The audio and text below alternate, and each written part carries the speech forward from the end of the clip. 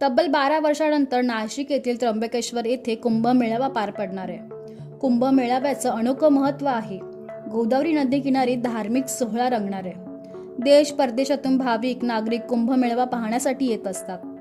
यंदाचा कुंभमेळावा 22 महिने चालणार आहे आणि असा योग तब्बल 71 वर्षांनी येतोय. त्यामुळे सर्वच भाविक कुंभमेळाव्याच्या स्वागतासाठी उत्सुक आहेत. राज्य शासनाकडूनही जोरदार तयारी सुरू आहे. कुंभमेळाव्यात येणाऱ्या साधू संतांसह सरकारनं स्थानिक युवकांच्या भविष्याचा विचार करता नवीन उपाययोजना आखल्या आहेत, ज्यामुळे नाशिकचं रूपही बदलेल आणि युवकांना रोजगाराच्या संधी मिळतील. धार्मिक पर्यटन केंद्र म्हणून ओळखल्या जाणाऱ्या नाशिकची ओळख ॲडव्हेंचर सिटी म्हणून समोर येणार आहे.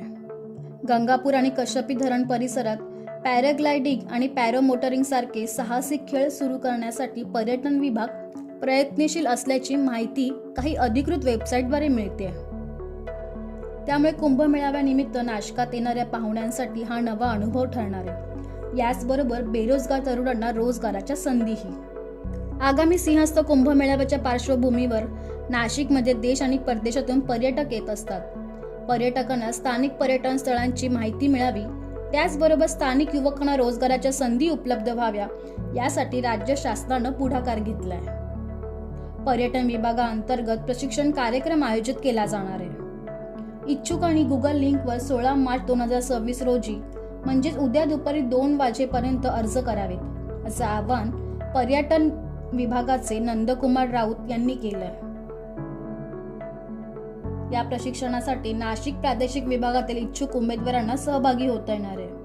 या प्रशिक्षण उपक्रमाद्वारे नाशिक परिसरातील प्रसिद्ध पर्यटन स्थळांबाबत पर्यटकांना मार्गदर्शन करण्यासाठी स्थानिक युवकांना प्रशिक्षण देण्यात येईल.